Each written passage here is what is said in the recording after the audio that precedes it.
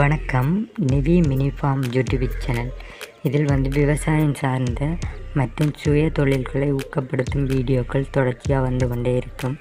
எனவே எனது சேனலை சப்ஸ்கிரைப் பண்ணிக்கொள்ளுங்கள். அப்படி அருகில் உள்ள நோட்டிஃபிகேஷனை ஒன் பண்ணி வச்சிங்கன்னு சொன்னால் நாங்கள் போடுற வீடியோ உங்களுக்கு தொடர்ச்சியாக கொண்டே இருக்கும்.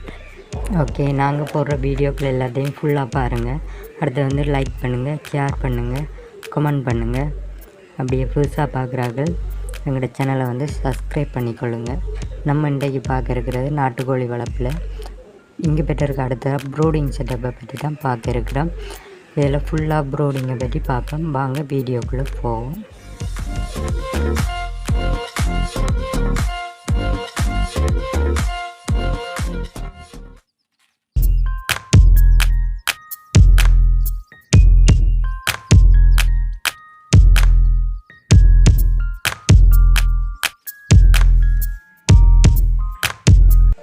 ஓகே, நான் இன்று கொண்டு வரும் தகவல் என்னென்னு சொன்னால், நாட்டுக்கோழி வளர்ப்பின் 2ஆம் கட்டமான ப்ரூடிங் பற்றிய தகவலை தான் நான் கொண்டு வரேன். ஏற்கனவே நம்ம 1ஆம் கட்டமான இன்குபேட்டர் பற்றி ஃபுல்லாக பார்த்துட்டோம்.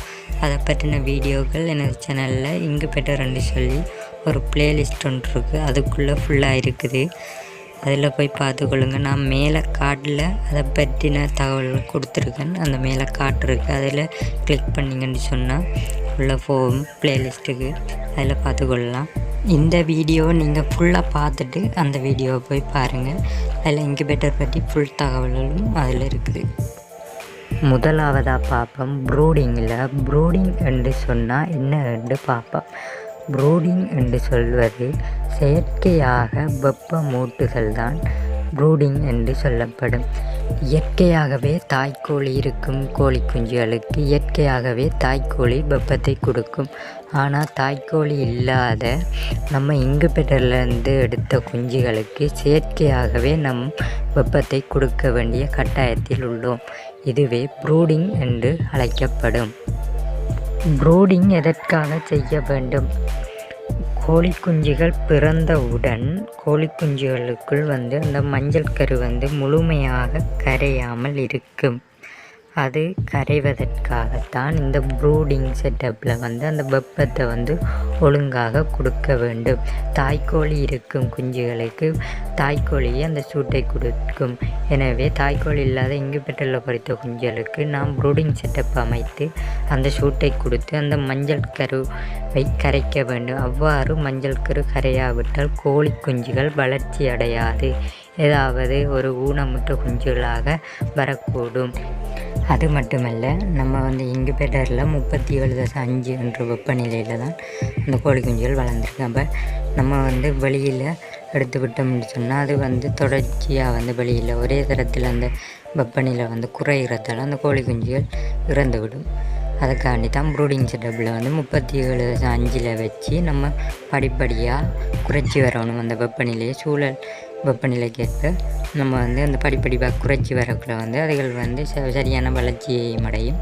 அதுக்கு பிறகு நம்ம ப்ரூடிங்லேருந்து எடுத்து வெளியில் நம்ம கூட்டுக்குள்ளே விடக்குள்ள அதுகள் சூழல் வெப்பநிலைக்கு ஏற்றாப்புல இசைவாக்கம் அடைஞ்சிடும். இதுவும் ப்ரூடிங் போடுறதுக்கு மிக முக்கியமான காரணம்.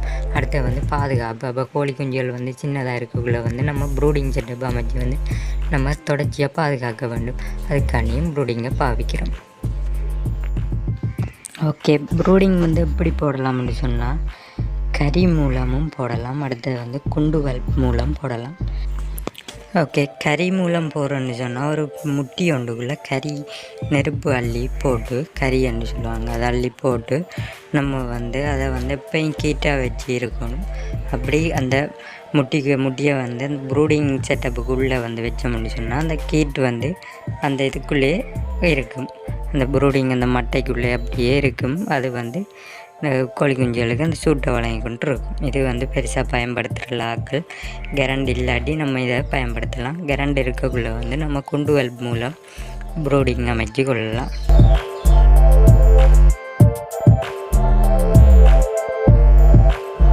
ஓகே, நம்ம இப்போ பார்ப்போம் குண்டு வல்ப் மூலம் இப்படி ப்ரூடிங் பண்ணுறோன்னு சொல்லி பார்ப்போம். ஒரு வாட்ஸுக்கு ஒரு கோழி குஞ்சுன்ற வீதத்தில் 100 வாட்ஸ் குண்டு வளர்ப்புக்கு 100 கோழி குஞ்சுகளை நம்ம ப்ரூடிங்கில் விடலாம். அதுக்கு மேலே இருக்குமென்னு சொன்னால் 2 100 வாட்ஸ் பல்ப் வந்து போட வேண்டும். 100 கோழிகளுக்கு குறைவாக இருக்குமென்னு சொன்னால் 100 வாட்ஸ் பல்பே நம்ம போடலாம். அதை கொஞ்சம் உயரமாக போடணும். போட்டோம்னு சொன்னால் அந்த கோழிகளுக்கு அது வந்து சமனான வெப்பநிலையை கொடுக்கும். 1 தொடக்கம் 25 நாளைக்கு ப்ரூடிங்கில் இந்த கோழி குஞ்சுகளை வச்சுருக்கணும். மழை காலம் என்று சொன்னால் பல்பை வந்து கீழே வைங்க, நல்லா பதிச்சு விடுங்க. 2 பல்ப் கொடுங்க. வெயில்னு சொன்னால் 1 பல்ப் கொடுத்தாலே காணும். ப்ரூடிங் எப்படி அமைக்கிறன்னு சொல்லி இப்போ பார்ப்போம். ப்ரூடிங் அமைப்பதற்கு ஒரு கார்ட்பெட் பெட்டி எடுத்து அதை 1.5 அடி உயரத்துக்கு வெட்டி எடுத்துக்கொள்ளுங்க. அது ஃபுல்லாக வெட்டி எடுத்து அதை வந்து நீள்வட்ட வடிவமாக அல்லது வட்ட வடிவத்தில் தான் நீங்கள் வந்து ப்ரூடிங் அமைக்க வேணும். 100க்கும் மேற்பட்ட கோழி குஞ்சுகள் இருக்குமெண்டா. அதுக்கு குறைவாக இருக்குமென்று சொன்னால் நம்ம பெட்டி வடிவிலையும் அமைச்சு கொள்ளலாம். ஆனால் நீள்வட்ட வடிவத்தில் தான் அமைச்சா வந்து அந்த கோழி குஞ்சுகள் அந்த மூளையில் இருக்காமல் அதில் வந்து மூளைக்குள்ளே பெட்டியாக இருந்துச்சுன்னா மூளை வழியே கோழி குஞ்சு இருந்து இறந்து விடும். நீள்வட்ட வடிவம் அல்லது வட்ட வடிவம்னு சொன்னால் அந்த கோழி குஞ்சுகள் வந்து மூளைக்குள்ளே இருக்காமல் சதுர பெட்டியாக இருக்கக்குள்ளே மூளைக்குள்ளே இருக்கிறப்பல இருக்காமல் அதுகள் வந்து நகர்ந்து போயிடும். அப்படி இல்லாமல் பெட்டியாக வச்சிங்கன்னு சொன்னால் கூடுதலான கோழி குஞ்சு இருக்குமென்னு சொன்னால் அந்த நெருக்குப்பட்டு அந்த மூளையில் இருக்கிற கோழி குஞ்சு வரையில்லாமல் அப்படியே செத்துடும். அதுக்காண்டி தான் அந்த இப்போ நீள்வட்ட வடிவமாக வைக்க சொல்கிறாங்க. நீள்வட்ட வடிவம்னா அந்த கோழி குஞ்சு வந்து மாட்டி இருந்தாலும் அது நகர்ந்து வந்துடும். அதனால தான் சொல்கிறேன். அதை கோழி குஞ்சு வந்து கூடுதலாக இருந்தால் அப்படி வைங்க. குறைவாக இருந்துச்சுன்னு சொன்னால் இதே போல் நான் வைக்கிறாப்புல நீங்கள் வச்சுக்கொள்ளலாம். ஓகே, என்னது நிவி மினி ஃபார்ம் யூடியூப் சேனலை சப்ஸ்கிரைப் பண்ண மறக்காதீங்க. வாங்க தொடர்ச்சியாக பார்ப்போம். நீங்கள் பெட்டி மாதிரி எடுத்தீங்கன்னு சொன்னால் இதே போல் கம்பு வச்சு 4 கண்ணையும் நீங்கள் வந்து வச்சிங்கன்னா உங்களுக்கு தூக்கக்கூடிய மாதிரியும் அந்த குண்டு பல்பை வந்து அதில் செட் பண்ணக்கூடிய மாதிரியும் இருக்குது. அப்போ இது வந்து லேசாக இருக்குது. உங்களுக்கு தூக்கி சுத்தம் செய்கிறதுக்கும் அந்த பேப்பரை மாற்றுறதுக்கும் இலகுவாக இருக்குது. இதே போல் எடுத்திங்கன்னு சொன்னால் உங்களுக்கு லேசு. இப்போ நீள்வட்ட வடிவம்னு சொன்னால் அது கூடுதலான கோழி குஞ்சு இருக்குமென்னு சொன்னால் நீள்வட்ட வடிவமாக எடுக்கலாம். அப்படி எடுக்கக்குள்ளே வந்து நீங்கள் வந்து லைவ் பல்ப் எல்லாம் வந்து மேலுக்கு தான் நீங்கள் வயர் இழுத்து தான் போட வேண்டி வரும். நீங்கள் வந்து பேப்பர் மாற்றக்குள்ளே வந்து அது கோழி குஞ்சுகளை வந்து மாற்றுறது இலகுவாக இருக்கும். இதை விட அது லேசாக இருக்கும். ஏன்னு சொன்னால் கோழி குஞ்சுகளை வந்து ஒரு பக்கம் ஒதுக்கி விட்டுட்டு நம்ம மற்ற கண்ணு பேப்பரை மாற்றி வரலாம். இதில் வந்து கோழி குஞ்செல்லாம் வெளியில் எடுத்து தான் நம்ம மாற்றணும். ஓகே, இப்படி பட்டி இதே போல் பல்பை வந்து ஃபிட் பண்ண பிறகு நீங்கள் என்ன செய்யுங்கன்னு சொன்னால் கோழி குஞ்சில் விடுறதுக்கு முதல் கீழே வந்து உரை பேக் இல்லாட்டி ஏதாவது பொலித்தீன் ஏதாவது விரிச்சுக்கொள்ளுங்க கீழுக்கு. அப்போ கீழுக்கு விரிச்சிட்டு அதுக்கு மேலே தான் நீங்கள் பேப்பரை வந்து வைங்க. 1 தொடக்கம் 5 நாட்களுக்கு வந்து இந்த பேப்பரை நீங்கள் வைக்கணும். என்று சொன்னால் இந்த காலகட்டத்தில் வந்து கோழி குஞ்சுகள் வந்து கூடுதலான எச்சங்கள் போடாது. அதன் காரணமாக நம்ம பேப்பரை வந்து பாவிக்கலாம்.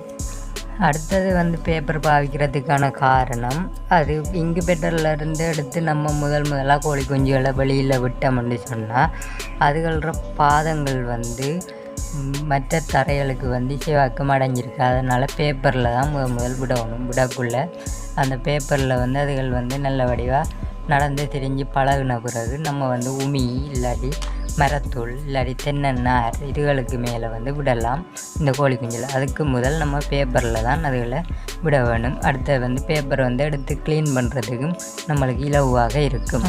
அடுத்தது வந்து தினமும் நீங்கள் பேப்பரை மாற்றணும். இப்போ 1-5 நாளைக்கும் வந்து நீங்கள் காலையிலையும் மாலையிலையும் பேப்பரை மாற்றியே ஆகணும். அதே போல் அதுகளுக்கு வைக்கிற நீர் இதையும் மாற்றணும் அடிக்கடி.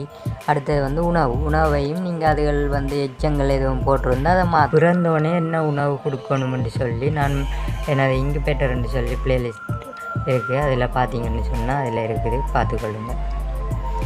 அடுத்தது வந்து ப்ரூடிங் டைமில் வந்து இரவையில் வந்து கோழி குஞ்சுகளுக்கு உணவு கொடுக்காதீங்க. காலையில் மட்டும் உணவு கொடுங்க. காலையில் உணவு கொடுக்குறதுக்கு முதல் நம்ம வந்து தண்ணியை தான் கொடுக்கணும் காலையில் நேரத்துக்கு. அதில் விட்டமின் வந்து கலந்து கொடுக்கலாம், இல்லை குளுக்கோஸ் வந்து கலந்து கொடுக்கலாம். நான் ஏற்கனவே அதை பற்றின வீடியோ போட்டிருக்கேன், அதையும் பார்த்துக்கொள்ளுங்க. அதுக்கு பிறகு வந்து காலையில் நம்ம உணவு வச்சோம்னு சொன்னால் மதியம் மட்டும் அது இருக்கும். அப்போ அதுக்கு பசிக்கிற டைமில் அதுகள் சாப்பிடுங்கள். அதுக்கு பிறகு நம்ம இடைக்குள்ளே வந்து முருங்கையில் அப்படி அதுகளை வந்து கொடுத்துக்கொள்ளுங்க. அதுக்கு பிறகு இரவையில் வந்து நீங்கள் உணவு கொடுக்க வேணாம். இரவையில் அதுகள் உணவு சாப்பிட்டு சொன்னால் அது ஜீரணமாகாது. அதனால் இரவையில் நீங்கள் உணவு கொடுக்குற தவிர்த்து கொள்ளுங்கள். தண்ணியை மட்டும் வையுங்க.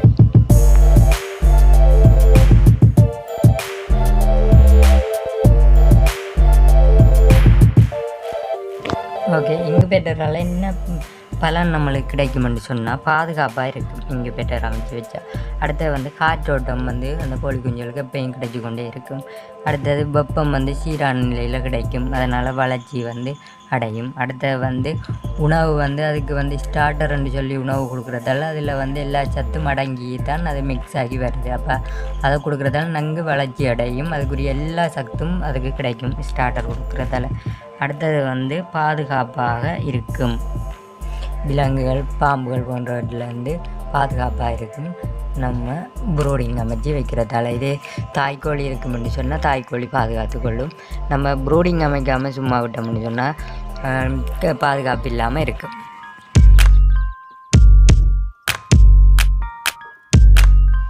ஓகே நண்பர்களே, நம்ம இன்றைக்கி ப்ரூடிங்கை பற்றி ஃபுல்லாக பார்த்துருக்கோம். இப்போ உங்களுக்கே தெரிஞ்சிருக்கும் ப்ரூடிங்னா என்ன, எப்படி அமைக்கணும், எத்தனை கோழி குஞ்சு விடணும், என்னென்ன அதுகள முக்கியத்துவங்கள் அண்டு ஃபுல்லாக பார்த்துருக்கோம். ஓகே, நன்றி.